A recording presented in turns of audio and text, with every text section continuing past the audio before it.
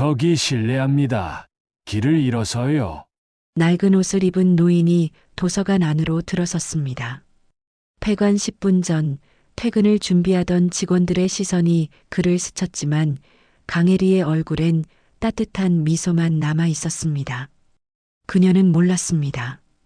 지금 자신 앞에 선 이 노인이 국내 최대 물류사 회장이며 자신의 진심을 시험하러 온 미래의 시아버지라는 걸.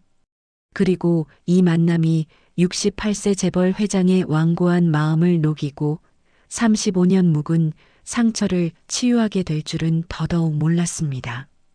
본격적으로 사연을 들려드리기 전에 구독과 좋아요 눌러주시면 영상 제작에 큰 힘이 됩니다. 여러분 가정에 행복이 깃들길 바라겠습니다. 그날 아침 박현석은 옷장에서 가장 낡은 옷을 꺼냈습니다. 68년을 살면서 한 번도 해본 적 없는 일이었습니다. 국내 최대 물류사 한진물산을 일군 창업주 대한민국 재계 서열 15위. 청와대 초청 만찬에도 재계 총수 모임에도 흔들림 없던 그의 손이 떨렸습니다. 색이 바랜 면바지, 단추가 떨어진 남색 셔츠, 밑창이 다른 운동화. 현석은 거울 앞에 섰습니다. 낯선 모습이었습니다. 아니, 어쩌면 가장 익숙한 모습인지도 몰랐습니다. 35년 전 가난했던 청년 시절의 자신과 너무나 닮아 있었습니다. 서재 책상 위에는 아들 민재가 보낸 사진이 놓여 있었습니다. 환하게 웃고 있는 민재와 그 옆에 여자 강혜리. 동네 공공도서관 사서 민재는 이 여자와 결혼하겠다고 했습니다. 현석은 반대했습니다.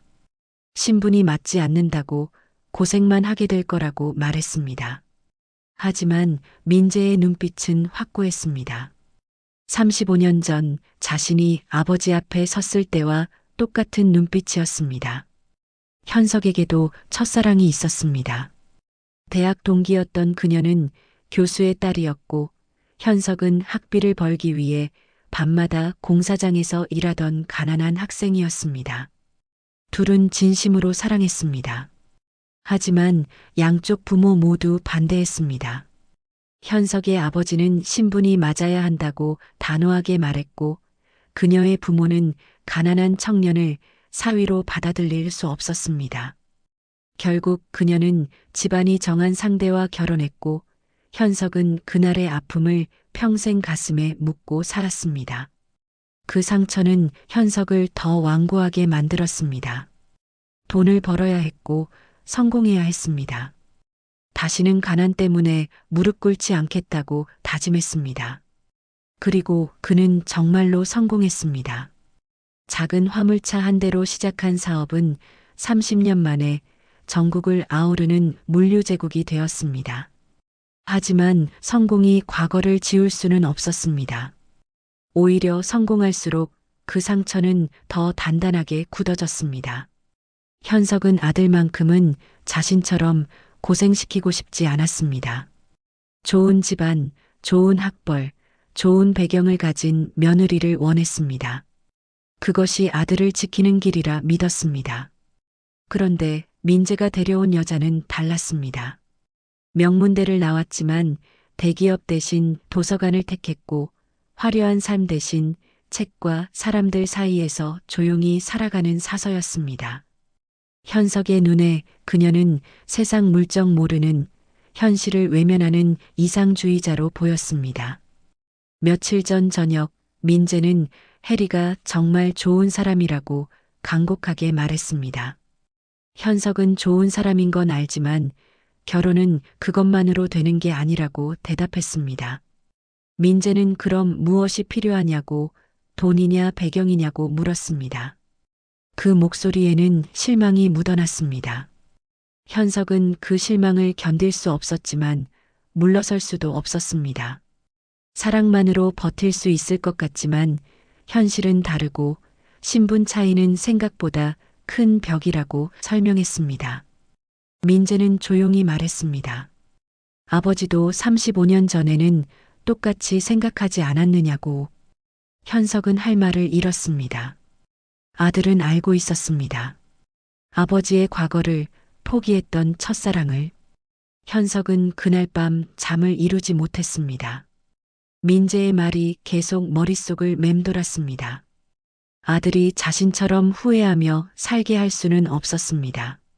하지만 그렇다고 무턱대고 허락할 수도 없었습니다. 진심을 확인해야 했습니다. 그 여자가 정말 민재를 위해 어려움을 견딜 수 있는 사람인지, 원칙을 지킬 수 있는 사람인지. 그래서 현석은 직접 확인하기로 했습니다. 그렇게 그는 헌옷을 꺼낸 것입니다. 운전기사에게 하루 휴가를 주고 현석은 직접 운전대를 잡았습니다. 봄마을 공공도서관. 해리가 일하는 곳이었습니다. 차 안에서 현석은 마지막으로 거울을 봤습니다. 초라한 노인, 길을 잃고 헤매는 누군가의 도움이 필요한 노인. 연기였지만 묘하게 마음 한편이 무거웠습니다. 이게 정말 옳은 일인지 잠시 망설임이 스쳤습니다. 하지만 현석은 고개를 저었습니다. 아들의 인생이 걸린 일이었습니다. 확인해야 했습니다. 그는 차에서 내려 도서관을 향해 걸어갔습니다. 오후 5시 50분. 도서관 문을 밀고 들어서자 책 냄새와 형광등 불빛이 현석을 감쌌습니다. 폐관 10분 전이었습니다. 몇몇 사람들이 서둘러 책을 반납하고 나가고 있었습니다. 안내 데스크에는 단정한 옷차림의 여자가 서류를 정리하고 있었습니다. 강혜리였습니다. 민재가 보낸 사진보다 실물이 더 수수해 보였습니다. 화장기 없는 얼굴, 간단하게 묶은 머리, 소박한 블라우스. 화려함과는 거리가 먼 모습이었습니다. 현석은 천천히 데스크로 다가가 어눌한 목소리로 말했습니다. 저기 실례합니다. 해리는 고개를 들었습니다. 낡은 옷차림에 당황한 표정의 노인을 보자 그녀는 곧바로 자리에서 일어났습니다. 어르신, 무슨 일이세요? 목소리가 부드러웠습니다. 놀라거나 경계하는 기색이 없었습니다. 현석은 준비한 대본대로 말을 이었습니다. 길을 잃어서요. 집이 어딘지 모르겠어요. 해리는 잠시 벽시계를 보았습니다. 퇴근 시간이 지나고 있었습니다. 현석은 그녀의 반응을 관찰했습니다. 불편한 표정을 짓거나 다른 직원을 부르거나 형식적으로 경찰에 연락하고 끝낼 거라 예상했습니다. 대부분의 사람들이 그렇게 했을 것입니다. 하지만 해리는 달랐습니다. 그녀는 망설임 없이 노인의 손을 잡았습니다. 괜찮아요. 같이 찾아봐요. 혹시 주머니에 주소 적힌 거 있으세요? 해리는 노인을 의자에 앉히고 물을 떠다 주며 차분하게 기억을 더듬도록 도왔습니다. 현석은 일부러 지명을 애매하게 말했습니다. 동네 이름은 기억나는데 번지수가 생각나지 않는다고, 아들 전화번호도 가물가물하다고 했습니다. 해리는 지도를 펼쳤습니다. 노인이 말한 동네 주변 사진을 인터넷에서 찾아 보여주며 기억나는 곳이 있는지 물었습니다. 시간은 계속 흘렀습니다. 6시 폐관 시간이었습니다. 다른 직원들이 하나둘 퇴근 인사를 하고 나갔습니다. 관장도 사무실 문을 닫고 나오며 말했습니다. 강 사서 경찰에 연락하고 퇴근해요. 네, 알겠습니다. 하지만 해리는 경찰에 연락하지 않았습니다. 대신 노인에게 물었습니다. 어르신, 경찰서 가시면 더 빨리 찾을 수 있을 것 같은데 괜찮으세요? 현석은 고개를 저었습니다. 경찰은 무섭고 혼날 것 같다고 말했습니다. 치매 노인이 흔히 보이는 반응이었습니다. 해리는 고개를 끄덕였습니다. 그럼 제가 같이 가드릴게요. 천천히 걸으면서 기억나는 곳 찾아봐요. 당연하다는 듯한 말투였습니다. 현석은 내심 놀랐습니다. 퇴근 시간이 한참 지났는데도 이 여자는 전혀 조급해하지 않았습니다. 괜찮겠어요. 늦으시는 거 아니에요? 괜찮아요. 집에 가도 혼자거든요. 해리는 웃으며 가방을 챙겼습니다. 그리고 노인의 속도에 맞춰 천천히 걸었습니다. 도서관을 나와 골목길을 걷는 동안 해리는 계속 주변을 살폈습니다. 어르신, 이 슈퍼 기억나세요? 아니면 저 약국은요? 골목마다 멈춰서서 물었습니다. 현석은 일부러 헷갈려하며 이리저리 방향을 바꿨습니다. 30분이 지났습니다. 해리의 구두 뒤꿈치가 달아 보였지만 그녀는 불평 한마디 없었습니다. 어르신, 피곤하시죠? 잠깐 쉬어갈까요? 해리는 버스 정류장 벤치에 노인을 앉힌 후 근처 편의점에서 따뜻한 우유를 사왔습니다. 현석은 그 우유를 받아들며 묘한 감정이 밀려왔습니다. 35년 전 가난했던 시절 누군가 자신에게 이렇게 따뜻한 우유 한 잔을 건네준 적이 있었던가? 천천히 드세요. 서두르지 않아도 돼요. 해리의 목소리에는 진심이 담겨 있었습니다. 연민도 아니고 의무감도 아니었습니다. 그저 한 사람이 다른 사람을 대하는 자연스러운 마음이었습니다. 잠시 후 그들은 다시 걷기 시작했습니다.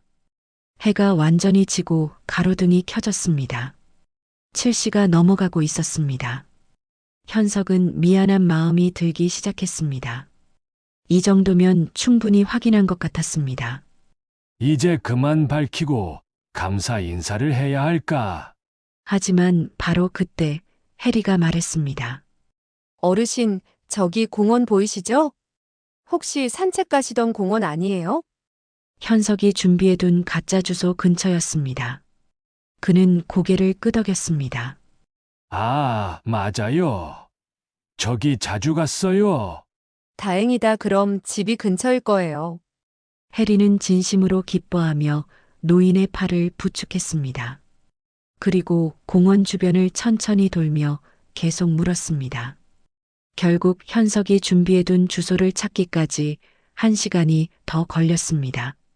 대문 앞에 섰을 때 시간은 8시가 넘어 있었습니다.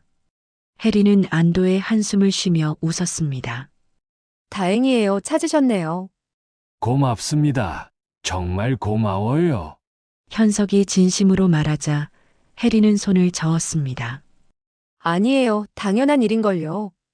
그리고 그녀는 가방에서 손수 만든 리플렛을 꺼냈습니다. A4 용지에 깔끔하게 정리된 정보들이 눈에 들어왔습니다. 이거 가족분들께 드리세요. 치매 가족을 위한 지역 지원센터 정보예요. 제가 직접 정리한 거라. 연락처도 다 확인된 곳들이에요. 그리고 여기 치매 예방 프로그램도 있어요. 무료로 들을 수 있거든요. 리플렛 뒷면에는 손글씨로 도서관 전화번호가 적혀 있었습니다. 언제든 연락주세요 라는 짧은 메모와 함께 힘드시면 도서관으로 전화 주세요. 제가 도와드릴게요. 해리는 밝게 웃으며 리플렛을 건넸습니다. 현석은 그것을 받아들며 묵직한 무언가가 가슴에 내려앉는 걸 느꼈습니다. 이건 매뉴얼에 있는 일이 아니었습니다. 규정된 업무도 아니었고 근무 시간도 아니었습니다. 그저 사람이 다른 사람을 대하는 방식이었습니다. 정말 고맙습니다. 현석은 다시 한번 고개를 숙였습니다. 해리는 손을 흔들며 돌아섰습니다. 어두운 골목을 걸어가는 그녀의 뒷모습을 보며 현석은 오랫동안 그 자리에 서 있었습니다. 차로 돌아온 현석은 리플렛을 펼쳐봤습니다. 정성스럽게 정리된 정보들, 어르신들이 보기 쉽게 큰 글씨로 쓰인 연락처들, 친절한 설명들. 이 플랫 하나를 만드는데 얼마나 많은 시간이 걸렸을까? 누가 시켜서 한 일이 아닐 텐데. 현석은 핸드폰을 꺼내 민재에게 전화를 걸었습니다. 아버지? 민재야, 나다. 무슨 일이세요? 잠시 침묵이 흘렀습니다. 현석은 천천히 입을 열었습니다. 조금 더 생각해 보아. 결혼 말이야. 내가 너무 성급했던 것 같구나. 전화 너머로 민재의 놀란 목소리가 들렸습니다. 하지만 현석은 더 이상 말하지 않았습니다. 아직 확인할 것들이 남아 있었습니다. 오늘의 모습이 진심인지 아니면 우연히 좋은 날을 본 것뿐인지 그는 두 번째 시험을 준비하기 시작했습니다.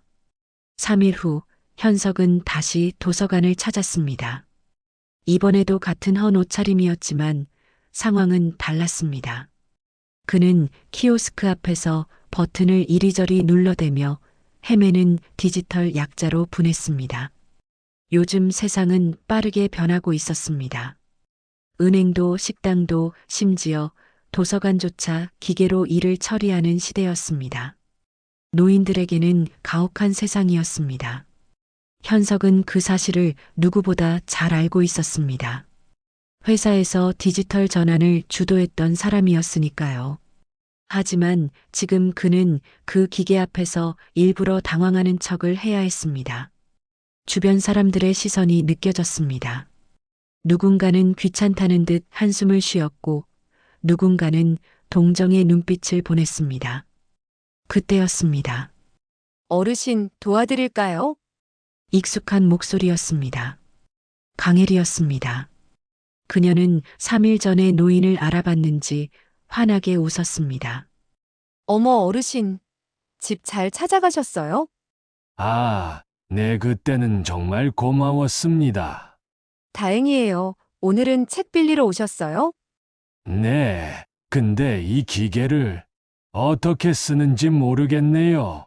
현석이 난처한 표정을 짓자 해리는 웃으며 가방에서 손바닥 크기의 카드 뭉치를 꺼냈습니다.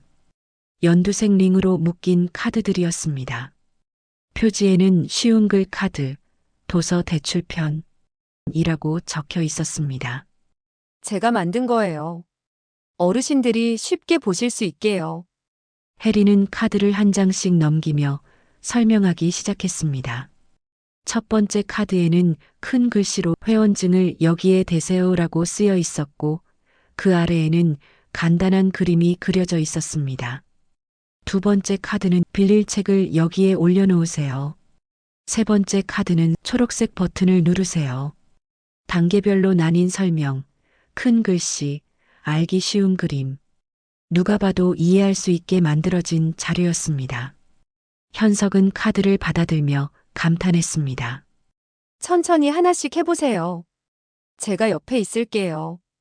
해리의 목소리는 부드러웠습니다. 재촉하지 않았습니다. 현석은 일부러 서툰 척하며 버튼을 눌렀습니다. 첫 번째 단계에서 실수를 했습니다. 아이고, 이게 아닌가 봐요. 괜찮아요. 다시 해보면 돼요. 여기 이 버튼. 누르면 처음부터 다시 할 수 있어요. 해리는 조급해하지 않았습니다. 같은 설명을 2번, 3번 반복했습니다. 노인이 스스로 해낼 때까지 기다렸습니다. 그리고 드디어 대출이 완료되자 그녀는 진심으로 기뻐했습니다. 잘하셨어요. 다음부터는 혼자서도 하실 수 있을 거예요. 해리의 얼굴에 환한 미소가 번졌습니다. 마치 자신의 일처럼 기뻐하는 모습이었습니다. 현석은 그 모습을 보며 가슴 한편이 따뜻해지는 걸 느꼈습니다. 감사합니다. 그런데 이 카드 혹시 빌려갈 수 있을까요? 집에서 연습하고 싶어서요. 물론이죠. 가져가세요. 저한테 여러 세트 있어요. 해리는 선뜻 카드를 건넸습니다. 현석은 카드를 받아들고 자리를 떠났습니다. 하지만 도서관을 나가지 않고 열람실 구석 자리에 앉았습니다. 그리고 해리를 계속 관찰했습니다. 오전 내내 해리는 쉴 틈이 없었습니다. 책을 정리하고 민원을 받고 프로그램을 준비했습니다. 그런데 그 와중에도 키오스크 앞에서 헤매는 어르신이 보이면 먼저 다가가 도왔습니다. 매번 그 쉬운 글 카드를 꺼내며 같은 인내심으로 설명했습니다. 점심시간이 되었습니다. 다른 직원들은 근처 식당으로 가거나 도시락을 먹었습니다. 하지만 해리는 간단히 김밥 한 줄로 끼니를 때우고 컴퓨터 앞에 앉았습니다. 무언가를 열심히 만들고 있었습니다. 현석은 슬쩍 가까이 다가가 봤습니다. 화면에는 파워포인트가 열려 있었습니다. 어르신을 위한 스마트폰 기초 강좌 1강 전화 걸기와 받기 강좌 자료를 만들고 있었습니다. 역시 큰 글씨, 간단한 그림, 단계별 설명으로 해리가 작은 한숨을 쉬었습니다. 피곤해 보였지만 그녀는 멈추지 않고 계속 자료를 만들었습니다.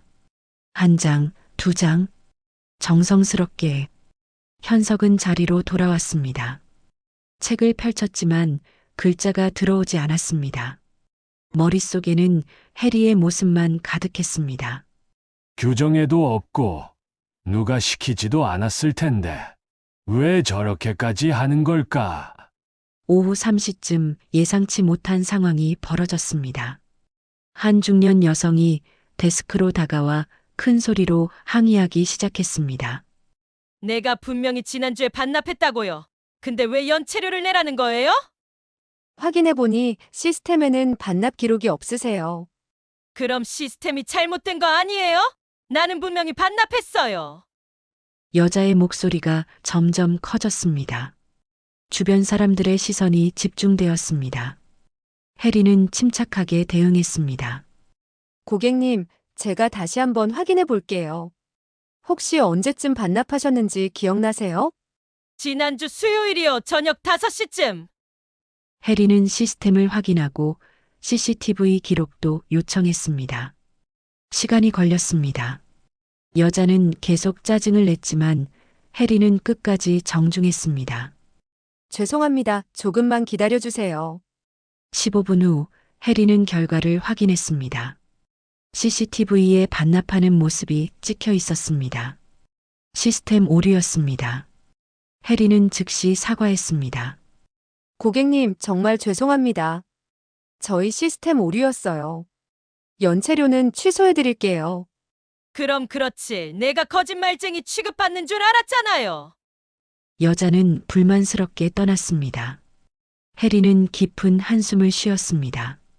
힘들었을 것입니다. 하지만 그녀는 곧 다시 미소를 지으며 다음 민원인을 맞이했습니다. 현석은 그 모습을 보며 생각했습니다. 이 여자는 자신의 감정을 다스릴 줄 안다. 힘든 상황에서도 원칙을 지킨다. 오후 5시 또 다른 어르신이 키오스크 앞에서 헤매고 있었습니다.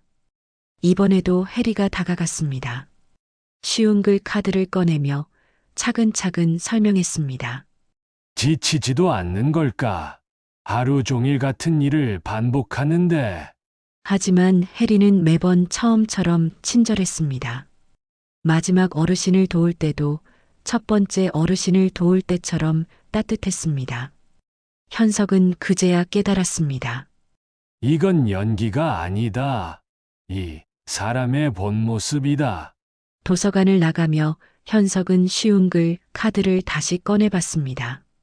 손글씨로 정성스럽게 쓰인 설명들, 한 장 한 장 라미네이팅 처리된 카드들, 얼마나 많은 시간과 노력을 들였을까? 차에 앉아 현석은 오랫동안 생각에 잠겼습니다. 강혜리는 확실히 특별한 사람이었습니다. 하지만 아직 확신할 수 없었습니다. 정말로 어려운 상황에서도 민재를 지킬 수 있을 만큼 강한 사람일까? 세 번째 시험이 필요했습니다. 이번에는 정직을 시험할 차례였습니다. 이틀 후 현석은 세 번째 방문을 준비했습니다. 이번에는 지갑을 일부러 떨어뜨릴 계획이었습니다. 그 안에 현금 5만 원을 넣되 7만 원이라고 우기는 것. 흔한 시험이었지만 가장 확실한 방법이기도 했습니다. 사람은 돈 앞에서 가장 솔직해집니다. 현석은 평생 사업을 하며 수없이 경험했습니다. 충직하다던 직원이 돈 앞에서 배신하고 신뢰하던 파트너가 이익 앞에서 등을 돌리는 모습을. 그래서 그는 이 시험이 가장 중요하다고 생각했습니다. 도서관에 들어서자 해리는 반갑게 인사했습니다. 어르신, 또 오셨어요. 키오스크는 이제 잘 쓰시겠어요? 덕분에 잘 쓰고 있습니다. 오늘은 책 좀 더 빌리러 왔어요. 현석은 책을 고르는 척하며 도서관을 둘러봤습니다. 그리고 적당한 타이밍을 노렸습니다. 책상 옆을 지나가다 슬쩍 지갑을 떨어뜨렸습니다. 누구도 눈치채지 못할 만큼 자연스럽게 그는 도서관을 나왔습니다. 차 안에서 기다렸습니다. 얼마나 걸릴까? 해리가 지갑을 발견하면 어떻게 할까? 경찰에 바로 신고할까? 아니면 주인을 찾으려 할까? 30분쯤 지났을 때 핸드폰이 울렸습니다. 모르는 번호였습니다. 여보세요? 어르신, 저 봄마을 도서관 강혜리예요. 혹시 지금 지갑 가지고 계세요? 아, 지갑이요. 어디 보자. 현석은 일부러 당황한 목소리를 냈습니다. 아이고, 없네요. 어디서 잃어버린 거지? 도서관에 두고 가신 것 같아요. 제가 찾았거든요. 혹시 지금 오실 수 있으세요? 네. 바로 가겠습니다. 현석은 다시 도서관으로 향했습니다. 가슴이 두근거렸습니다. 이상했습니다. 시험을 하는 사람이 왜 떨려야 하는지. 도서관에 도착하자 해리가 지갑을 들고 기다리고 있었습니다. 어르신, 여기 있어요. 다행히 제가 빨리 발견했어요. 아이고, 고맙습니다. 현석은 지갑을 받아 안을 확인했습니다. 5만 원짜리 지폐가 그대로 들어 있었습니다. 그리고 준비한 대사를 말했습니다. 이상하네요.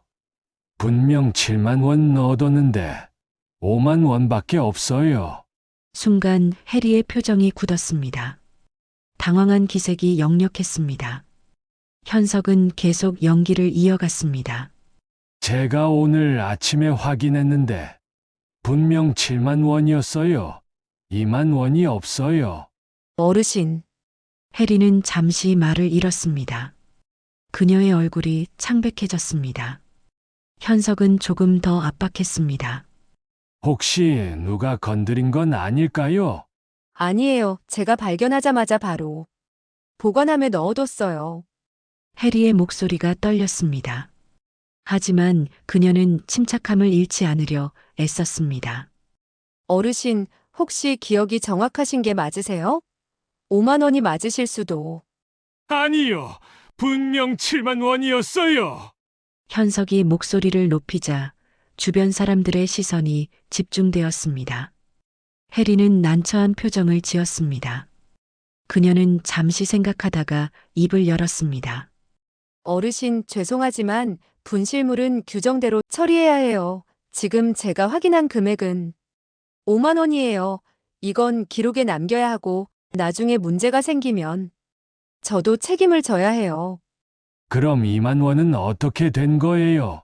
저도 확실하게 말씀드릴 수가 없어요.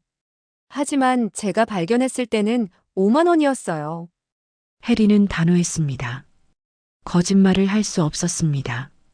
설령 그것이 노인을 화나게 하더라도 현석은 그녀의 눈을 바라봤습니다. 떨리고 있었지만 정직했습니다. 어르신, 정말 죄송해요. 하지만 저는 5만 원이 맞다고 기록해야 해요. 해리는 눈물이 글썽거렸습니다. 하지만 물러서지 않았습니다. 그때 그녀가 가방을 열었습니다. 어르신, 만약 정말 7만 원이 맞으시다면 해리는 지갑에서 10,000원짜리 2장을 꺼냈습니다. 제 돈으로 드릴게요. 이렇게라도 해결할 수 있다면. 현석은 그 순간 숨이 멎는 것 같았습니다. 이 사람은 자신의 잘못도 아닌데 자기 돈을 내놓고 있었습니다. 그것도 월급이 넉넉하지 않을 게 뻔한 도서관 사서가. 현석은 손을 저었습니다. 더 이상 이 연기를 이어갈 수 없었습니다. 아니요, 괜찮습니다. 제가 잘못했나 봐요. 5만 원이 맞는 것 같아요. 정말이세요? 네, 아침에 급하게 나오느라 제대로 확인 못했나 봐요. 죄송합니다. 현석은 지갑을 챙겨 서둘러 도서관을 나왔습니다. 가슴이 답답했습니다. 차에 앉아서도 한참을 그 자리에 있었습니다. 시험은 끝났습니다. 하지만 누가 누구를 시험한 건지 알 수 없었습니다. 강혜리는 정직했습니다. 자신이 손해를 보더라도 거짓말을 하지 않았습니다. 그리고 그것이 부담스러워도 자신의 돈으로라도 문제를 해결하려 했습니다. 현석은 자신이 부끄러웠습니다. 정직을 시험하려던 사람이 정작 거짓말을 한 것은 자신이었습니다. 68년을 살며 쌓아온 성공, 명예, 재산. 그 모든 것이 한순간 하찮게 느껴졌습니다. 핸드폰을 꺼내 민재에게 전화하려다 멈췄습니다. 아직 아니었습니다. 아직 한 가지 더 확인해야 할 것이 있었습니다. 가장 중요한 것, 원칙을 지키는 사람인지. 일주일이 지났습니다. 그 사이 현석은 강혜리에 대해 더 많은 것을 알아봤습니다. 도서관 이용자들에게 물어보고 주변 상인들에게도 이야기를 들었습니다. 모두가 한결같이 좋은 사람이라고 했습니다. 모두가 칭찬뿐이었습니다. 현석은 점점 더 마음이 기울었습니다. 어쩌면 민재가 옳았는지도 모른다. 이 사람이라면 믿을 수 있을지도. 하지만 마지막 의문이 남아 있었습니다. 정말 어려운 상황에서도 원칙을 지킬 수 있을까? 권력 앞에서, 압박 앞에서도 자신의 신념을 지킬 수 있을까? 현석은 그 답을 얻기 위해 4번째 방문을 계획했습니다. 하지만 이번에는 우연히 목격한 상황이 모든 걸 바꿨습니다. 어느 화요일 오후 현석은 도서관 근처 카페에 앉아 있었습니다. 유리창 너머로 도서관 입구가 보였습니다. 그때 고급 세단 한 대가 도서관 앞에 섰습니다. 중년 남성이 내렸습니다. 정장 차림에 자신감 넘치는 걸음걸이. 현석은 그 사람을 알아봤습니다. 지역 의원이었습니다. 잠시 후 도서관 관장도 도착했습니다. 둘은 악수를 나누며 도서관 안으로 들어갔습니다. 현석은 호기심이 생겼습니다. 무슨 일일까? 그는 카페를 나와 도서관으로 향했습니다. 1층 열람실에 앉아 책을 펼쳤습니다. 하지만 귀는 2층 사무실 쪽을 향해 있었습니다. 목소리가 들렸습니다. 관장님, 다음 주에 후원 행사 하나 하려고 하는데요. 도서관 2층 홀을 빌릴 수 있을까요? 아, 의원님 물론이죠. 언제든지 환영입니다. 감사합니다. 저희가 도서관 예산 증액건도 추진하고 있거든요. 서로 도와가며 지역 발전시켜야죠. 그럼요. 그런데 혹시 날짜가? 다음 주 목요일 어떠세요? 오후 2시부터 5시까지요. 잠시 침묵이 흘렀습니다. 관장의 목소리가 약간 난처해졌습니다. 아, 그날은 원래 시민 디지털 교육 프로그램이 잡혀 있는데요. 그거야 다른 날로 옮기면 되죠. 이번 행사가 더 중요하잖아요. 하지만 한 달 전부터 신청받은 건데. 관장님, 상황 판단 좀 하세요. 의원 행사와 어르신 몇 분 프로그램이랑 비교가 돼요. 예산 증액되면 더 좋은 프로그램 많이 할 수 있잖아요. 관장은 더 이상 반론하지 못했습니다. 현석은 그 대화를 들으며 고개를 저었습니다. 전형적인 거래였습니다. 권력과 이익의 교환. 시민들의 작은 약속 따위는 중요하지 않은 세상. 잠시 후 의원이 만족스러운 표정으로 도서관을 나갔습니다. 그리고 관장이 내부 전화를 걸었습니다. 강 사서 잠깐 사무실로 올라와요. 현석은 슬쩍 계단 쪽으로 이동했습니다. 2층 복도에 몸을 숨기고 대화를 엿들었습니다. 해리가 사무실에 들어갔습니다. 부르셨어요, 관장님? 강 사서 다음 주 목요일 디지털 교육 프로그램 취소해요. 네. 왜요? 의원님 후원 행사가 잡혔어요. 공간이 필요하대요. 하지만 그 프로그램은 어르신들이 한 달 전부터 신청하신 건데요. 벌써 10분이나 신청하셨어요. 관장의 목소리에 짜증이 묻어났습니다. 강 사서 상황을 이해해요. 의원님은 도서관 예산 증액을 약속하셨어요. 이런 건 서로 도와가며 하는 거예요. 하지만 도서관은 세금으로 운영되잖아요. 모든 시민이 주인이에요. 그래서 예산이 더 필요한 거잖아요. 그 예산으로 더 많은 시민을 도울 수 있어요. 해리는 잠시 침묵했습니다. 하지만 그녀의 목소리는 단호했습니다. 관장님, 규정에는 공공기관 행사가 우선이라고 되어 있어요. 정치인 후원 행사는 민간 행사예요. 이미 예약된 시민 프로그램을 취소할 수 없어요. 강 사서 융통성 좀 발휘해요. 사회생활이 그렇게 단순하지 않아요.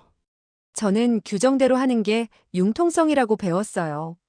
만약 이번에 취소한다면 다음에도 같은 일이 반복될 거예요. 관장의 목소리가 높아졌습니다. 강 사서 지금 나한테 가르치려는 거예요. 아니에요. 하지만 잘못된 건 잘못됐다고 말해야죠. 당신 아직 젊어서 세상 물정을 몰라요. 이런 식으로 하면 이 바닥에서 못 버텨요. 그럼 버티지 못해도 괜찮아요. 하지만 잘못된 일에 동의할 수는 없어요. 현석은 숨을 죽이고 대화를 들었습니다. 강혜리는 물러서지 않았습니다. 관장의 압박에도 불이익의 위협에도 강 사서 마지막으로 말해요. 그 프로그램 취소해요. 이건 명령이에요. 죄송하지만 따를 수 없어요. 만약 강제로 취소하신다면 저는 상부에 보고하겠어요. 뭐라고? 도서관은 시민의 것이에요. 관장님 개인의 것이 아니에요. 사무실 문이 쾅 하고 열렸습니다. 해리가 나왔습니다. 그녀의 얼굴은 창백했지만 걸음은 흔들리지 않았습니다. 현석은 재빨리 몸을 숨겼습니다. 해리는 계단을 내려가며 작게 한숨을 쉬었습니다. 현석은 그 모습을 지켜보며 확신했습니다. 이 사람은 진짜다. 원칙을 지키는 사람이다. 권력 앞에서도 부이익 앞에서도 자신의 신념을 굽히지 않는 사람이다. 현석은 계획을 바꿨습니다.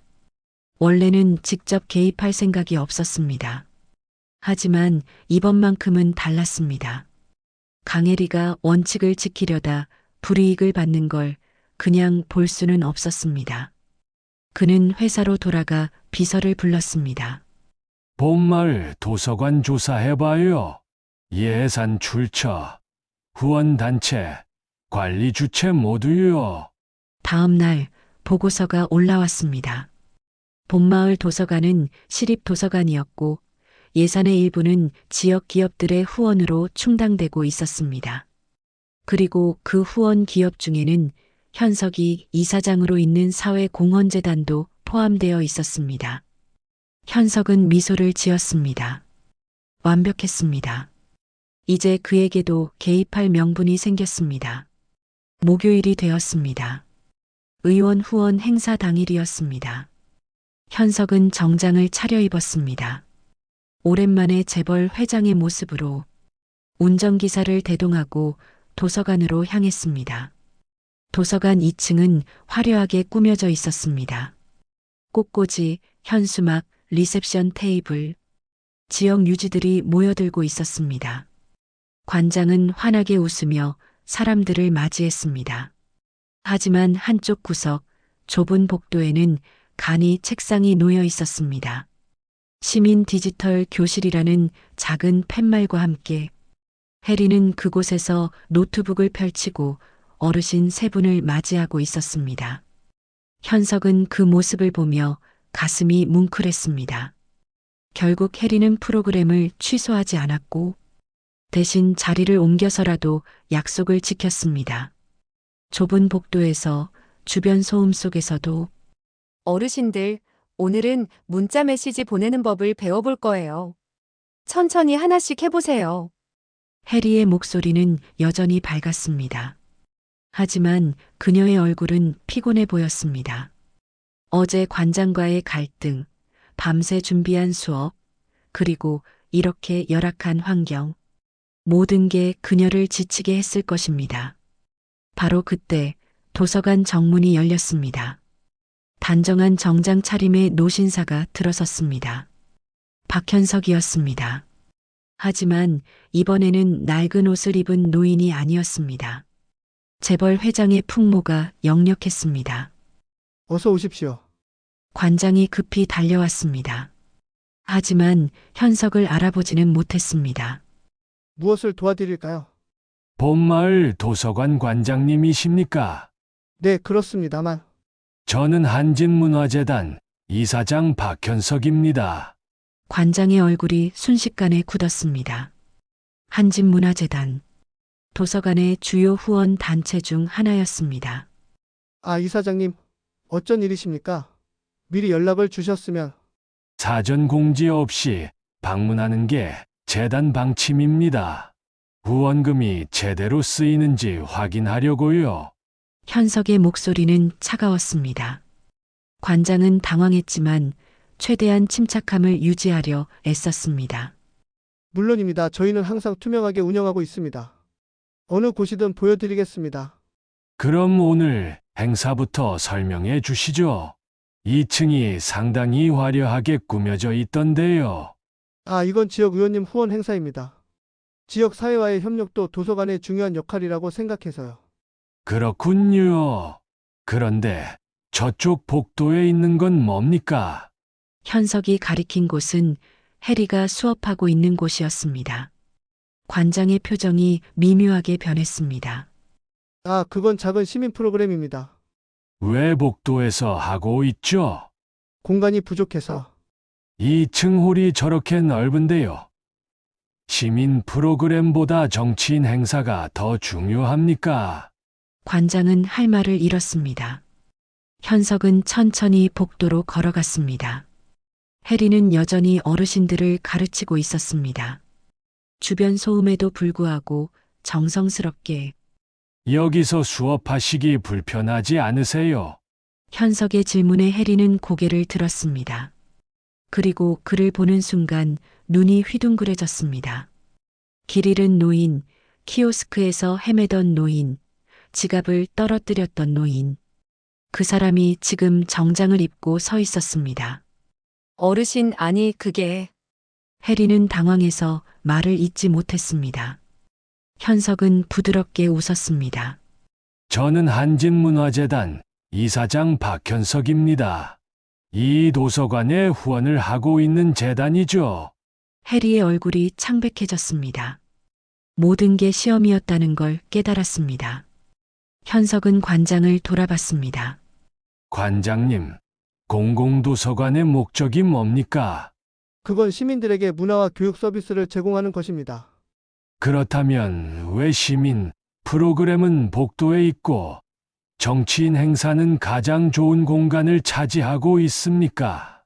그건 재단의 후원금은 시민을 위해 쓰이라고 드린 겁니다. 특정 정치인의 홍보를 위해서가 아니에요. 현석의 목소리는 단호했습니다. 주변이 조용해졌습니다. 2층 행사장에 있던 사람들도 복도로 나와 상황을 지켜봤습니다.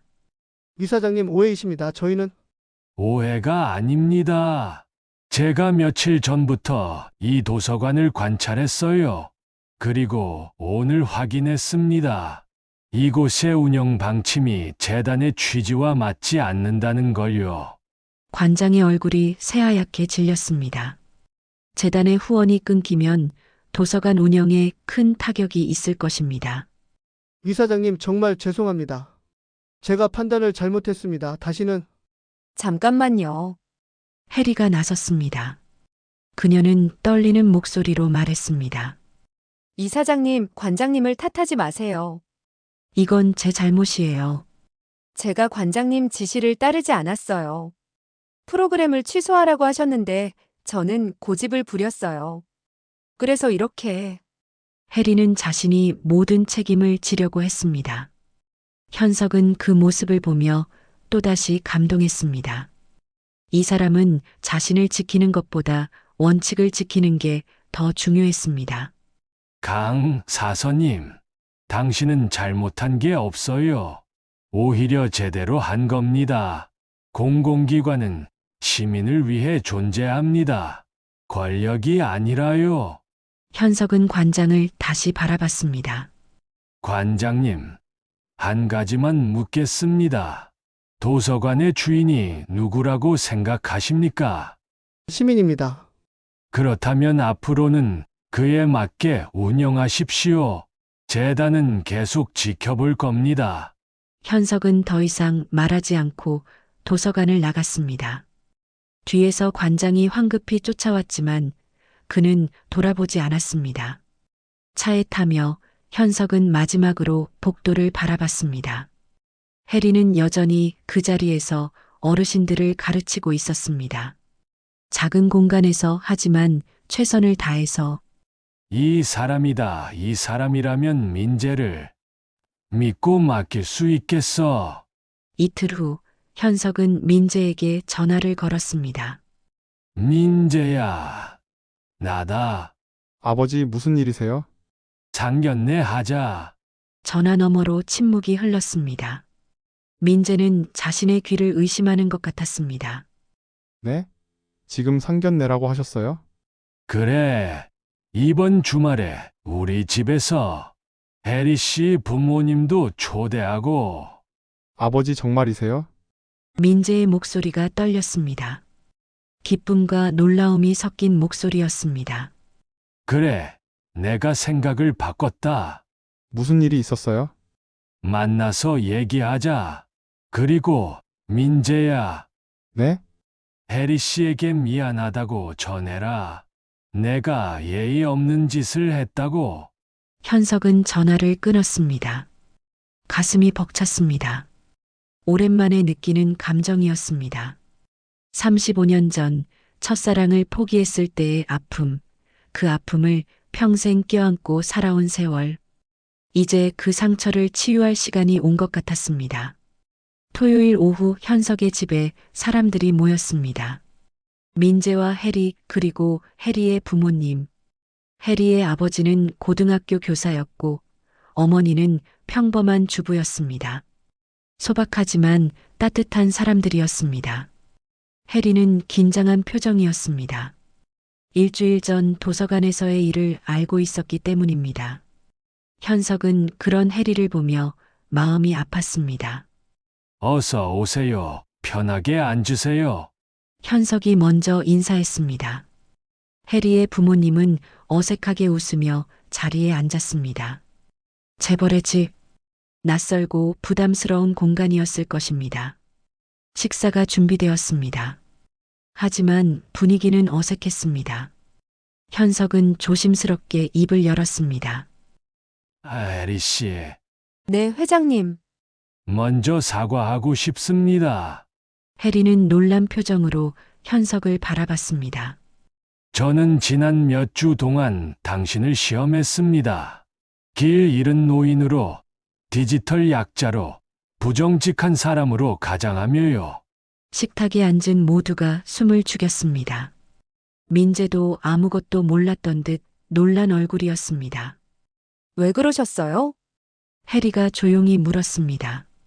당신이 민재와 결혼할 자격이 있는지 확인하고 싶었습니다. 신분 차이를 극복할 만큼 강한 사람인지, 어려운 상황에서도 원칙을 지킬 수 있는 사람인지. 그래서 결론은요? 당신은 나를 감동시켰습니다. 현석은 미소를 지었습니다. 당신은 퇴근 시간이 지나도 길 잃은 노인을 집까지 데려다 줬고, 시간을 내서 디지털 약자를 가르쳤으며, 자신의 손해를 감수하고도 정직을 지켰습니다. 그리고 무엇보다 권력 앞에서도 원칙을 굽히지 않았습니다. 해리의 눈에 눈물이 맺혔습니다. 저는 그냥 당연한 일을 했을 뿐이에요. 그게 바로 당신의 가치입니다. 당연한 일을 당연하게 하는 것. 요즘 세상에서 가장 어려운 일이죠. 현석은 해리의 부모님을 바라봤습니다. 딸을 정말 잘 키우셨습니다. 저는 이제 확신합니다. 이 사람이라면 민재를 잘 지킬 수 있을 거라고요. 해리의 아버지가 눈물을 훔쳤습니다. 해리의 어머니는 손수건을 꺼내 눈가를 닦았습니다. 하지만 현석이 다시 입을 열었습니다. 제가 틀렸던 부분도 있습니다. 저는 신분이 중요하다고 생각했습니다. 돈이, 배경이, 가문이 사람을 판단하는 기준이라고 믿었죠. 현석은 잠시 말을 멈췄습니다. 35년 전의 기억이 스쳤습니다. 저도 젊은 시절 사랑하는 사람이 있었습니다. 하지만 가난 때문에 포기해야 했죠. 그 아픔이 저를 완고하게 만들었고, 돈을 벌게 만들었고, 결국 다른 사람들에게도 같은 잣대를 들이대게 만들었습니다. 하지만 해리 씨를 보며 깨달았습니다. 가문은 피가 아니라 마음이라는 걸요. 진짜 귀한 건 혈통이 아니라 인품이라는 걸요. 현석은 민재를 바라봤습니다. 민재야, 미안하다. 내가 옳았어. 사랑이 전부는 아니지만 사랑 없이는 아무것도 의미가 없구나. 민재가 일어나 현석을 끌어안았습니다. 35년의 벽이, 세대의 차이가 그렇게 무너졌습니다. 상견례 이후 현석은 약속을 지키기로 했습니다. 말만이 아니라 행동으로. 그는 한진문화재단을 통해 봄마을 도서관의 새로운 프로그램을 후원하기로 결정했습니다. 시민 디지털 교실을 정식 프로그램으로 확대하려고 합니다. 해리 씨가 만든 쉬운 글 카드를 교재로 인쇄하고 더 많은 어르신들이 참여할 수 있도록 예산을 지원하겠습니다. 현석의 제안에 해리는 놀랐습니다. 정말이세요? 하지만 제 카드는 그냥 손으로 만든 거라. 그게 더 좋습니다. 현장에서 필요를 느끼고 만든 자료니까요. 전문가들이 만든 매뉴얼보다 훨씬 실용적입니다. 현석은 재단 직원들을 불러 구체적인 계획을 세웠습니다. 쉬운 글 카드 제작, 디지털 교육 강사 양성, 전국 도서관으로의 확산. 해리의 작은 아이디어가 큰 프로젝트로 발전하기 시작했습니다. 이름은 해리의 쉬운 글 프로젝트로 하면 어떨까요? 민재가 제안했습니다. 해리는 손을 저었습니다. 아니에요. 너무 거창해요. 그냥 우리 모두의 프로젝트라고 하면 안 될까요? 그 말에 현석은 고개를 끄덕였습니다. 역시 이 사람다웠습니다. 자신의 이름을 내세우기보다 함께하는 걸 더 중요하게 생각하는 사람. 프로젝트는 빠르게 진행되었습니다. 한 달 후 봄마을 도서관에 새로운 디지털 교육실이 문을 열었습니다. 최신 컴퓨터, 태블릿, 그리고 벽면 가득한 쉬운 글 카드. 해리가 디자인한 공간은 따뜻하고 친근했습니다. 개관식 날 많은 어르신들이 모였습니다. 현석도 참석했습니다. 이번에는 회장으로서가 아니라 한 명의 후원자로서. 어르신들, 여기는 여러분의 공간입니다. 천천히, 편하게 배우고 싶은 것을 배우시면 됩니다. 실수해도 괜찮고 느려도 괜찮습니다. 해리가 환하게 웃으며 말했습니다. 어르신들도 박수를 쳤습니다. 그 중에는 현석이 길 잃은 노인으로 만났던 분들도 있었습니다. 아, 저기 그 어르신 한 할머니가 현석을 알아봤습니다. 키오스크 배우시던 분 아니에요? 현석은 멋쩍게 웃었습니다. 네, 맞습니다. 덕분에 이제는 혼자서도 잘 사용해요. 그럼 같이 공부해요. 오늘은 스마트폰 배운대요. 할머니의 순수한 초대에 현석은 웃음이 나왔습니다. 그는 고개를 끄덕이고 어르신들 사이에 앉았습니다. 재벌 회장이 아니라 배우고 싶은 한 명의 어르신으로서 수업이 시작되었습니다. 해리는 역시 인내심 있게 가르쳤습니다. 현석은 그 모습을 보며 생각했습니다. 이 사람은 사람을 위해 규정을 쓰는 법을 안다고. 세상은 규정을 위해 사람을 버리는 경우가 많습니다. 효율을 위해, 편의를 위해, 이익을 위해. 하지만 해리는 달랐습니다. 그녀는 규정을 사람에게 맞췄습니다. 사람이 먼저였습니다. 민재는 정말 좋은 사람을 만났구나. 6개월 후 민재와 해리의 결혼식이 열렸습니다. 화려한 호텔이 아니라 봄마을 도서관 앞 작은 공원에서였습니다. 해리의 아이디어였습니다. 저희가 처음 만난 곳도 도서관이고 의미 있는 곳에서 결혼식을 하고 싶어요. 민재는 흔쾌히 동의했습니다. 현석도 반대하지 않았습니다. 오히려 좋은 생각이라고 격려했습니다. 결혼식 날 날씨는 맑았습니다. 공원에는 간단한 단상과 의자들이 놓였습니다.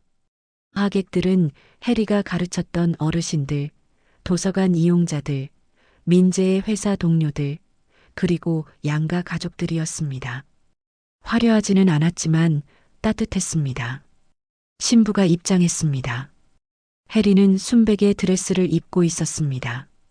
화려하지 않은 단정한 드레스였습니다. 하지만 그 어떤 드레스보다 아름다웠습니다. 진심이 담긴 미소가 모든 것을 빛나게 했습니다. 현석은 단상 옆에 서서 그 모습을 지켜봤습니다. 가슴이 뭉클했습니다. 35년 전 자신이 이루지 못한 꿈을 아들이 이루고 있었습니다. 주례는 해리의 아버지가 맡았습니다. 교사답게 차분하고 따뜻한 목소리였습니다. 사랑은 조건이 아닙니다. 사랑은 선택입니다. 매일 상대를 선택하는 것, 어려움 속에서도 함께하기로 선택하는 것, 그것이 진정한 사랑입니다. 말이 끝나자 신랑 신부가 서약을 했습니다. 민재가 먼저 말했습니다. 해리, 당신은 나에게 사랑이 무엇인지 가르쳐 줬어요. 조건 없는 배려, 끝없는 인내, 그리고 변함없는 신념. 나도 당신처럼 살고 싶어요. 평생 당신 곁에서. 해리의 눈에 눈물이 맺혔습니다. 그녀도 답했습니다. 민재, 당신은 나를 있는 그대로 받아줬어요. 화려하지 않아도 부족해도 그저 나라서 좋다고 말해줬죠. 나도 당신을 평생 사랑할게요. 우리 함께 따뜻한 가정을 만들어요. 박수가 터졌습니다. 현석도 박수를 쳤습니다. 눈가가 촉촉해졌습니다. 68년을 살며 많은 것을 보고 경험했지만 이런 감동은 처음이었습니다. 피로연은 공원 한쪽에 차려진 뷔페에서 진행되었습니다. 화려한 요리는 없었지만 정성스러운 음식들이 가득했습니다. 해리의 어머니가 직접 준비한 음식들도 있었습니다. 현석은 이곳저곳을 돌아다니며 하객들과 인사를 나눴습니다. 도서관에서 만났던 어르신들이 반갑게 맞아줬습니다. 회장님, 그 후로 키오스크 잘 쓰세요? 덕분에 이제는 전문가예요. 현석은 웃으며 대답했습니다. 어색하지 않았습니다. 이 사람들과 함께 있는 것이 편했습니다. 민재와 해리가 현석에게 다가왔습니다. 아버지, 감사해요. 민재가 말했습니다. 현석은 고개를 저었습니다. 내가 고마워해야지. 너희가 나를 변화시켜줬어. 회장님, 해리가 조심스럽게 말했습니다. 저 아버지라고 불러도 될까요? 현석은 잠시 멈췄습니다. 아버지. 오랜만에 듣는 호칭이었습니다. 민재는 항상 아버지라고 불렀지만 며느리에게서 듣는 것은 처음이었습니다. 물론이지, 오히려 고맙구나. 현석은 해리를 끌어안았습니다. 딸이 생긴 것 같았습니다. 아니, 이미 딸이었습니다. 피가 아니라 마음으로 연결된. 결혼식이 끝나고 1년이 지났습니다. 많은 것이 변했습니다. 민재와 해리는 행복한 신혼생활을 보내고 있었고 현석은 점점 더 변화하고 있었습니다. 그는 회사 경영에서도 변화를 시도했습니다. 직원들의 복지를 개선하고 성과보다 사람을 중시하는 문화를 만들려고 노력했습니다. 쉽지는 않았지만 해리가 보여준 방식을 따라가려 했습니다. 사람을 위해 규정을 만들어야지. 규정을 위해 사람을 희생시키면 안 됩니다. 임원회의에서 현석이 말했습니다. 임원들은 놀란 표정이었습니다. 철저한 성과주의자였던 회장의 변화에 하지만 회장님, 그렇게 하면 효율이 떨어집니다. 효율만 쫓다가 우리가 잃는 게 뭔지 생각해 본 적 있습니까? 직원들의 신뢰, 회사의 명예, 그리고 우리 자신의 인간성까지. 현석의 말에 회의실이 조용해졌습니다. 그는 계속 말했습니다.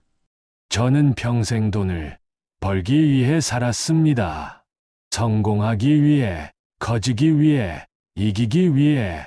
하지만 정작 중요한 것을 놓치고 살았죠. 이제는 달라지고 싶습니다. 변화는 천천히 하지만 확실하게 진행되었습니다. 직원들의 반응도 좋았습니다. 회사 분위기가 밝아졌고 자발적인 참여가 늘어났습니다. 해리의 쉬운 글 프로젝트도 전국으로 확산되었습니다. 10개 도시, 30개 도서관에서 시민 디지털 교실이 운영되고 있었습니다. 수백 명의 어르신들이 혜택을 받았습니다. 어느 토요일 현석은 봄마을 도서관을 다시 찾았습니다. 이제는 정기적으로 디지털 교실에 참여하고 있었습니다. 그곳에서 민재와 해리를 만났습니다. 아버지, 오늘 수업 어떠셨어요? 좋았어. 오늘은 동영상 편집을 배웠는데 꽤 재미있더구나. 회장님, 아니 아버지. 해리가 웃으며 말했습니다. 이제는 자연스럽게 아버지라고 불렀습니다. 다음 주에 새로운 프로그램 시작해요. 세대 간 이야기 나누기인데 젊은이들과 어르신들이 함께 모여서 삶의 이야기를 나누는 거예요. 아버지도 참여하시겠어요? 물론이지. 내가 할 이야기도 많거든. 세 사람은 도서관 카페에 앉아 차를 마셨습니다. 편안한 오후였습니다. 현석은 창밖을 바라봤습니다. 공원에서 아이들이 뛰어놀고 있었고, 어르신들이 산책하고 있었고, 젊은 부부들이 손을 잡고 걷고 있었습니다. 평범한 풍경이었습니다. 하지만 그 평범함이 얼마나 소중한지 현석은 이제야 알았습니다.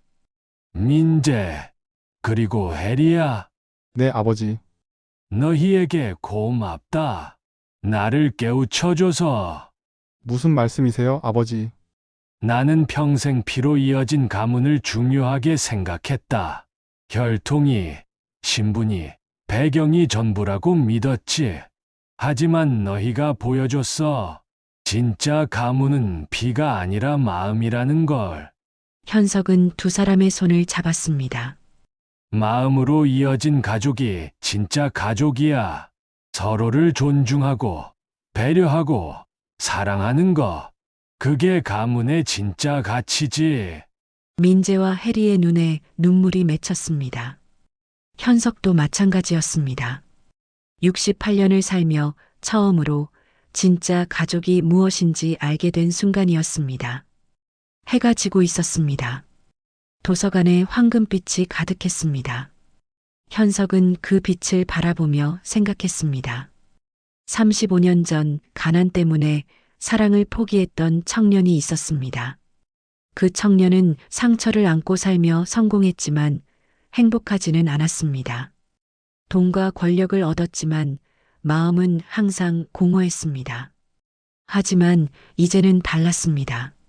아들이 보여준 사랑, 며느리가 보여준 인품, 그리고 수많은 사람들이 보여준 따뜻함. 그것들이 현석의 마음을 채웠습니다. 아버지, 내년에 손주 보실 수 있을 것 같아요. 해리가 수줍게 말했습니다. 현석은 눈을 크게 떴습니다. 정말이냐? 네, 아직 초기라서 조심스럽지만. 현석은 두 사람을 끌어안았습니다. 가슴이 벅차올랐습니다. 새로운 생명, 그리고 새로운 시작. 고맙다. 정말 고맙다. 현석은 진심으로 말했습니다. 태어날 아이에게 물려줄 가문. 그것은 돈이나 명예가 아니었습니다. 사랑과 배려, 원칙과 신념, 그리고 사람을 위하는 마음.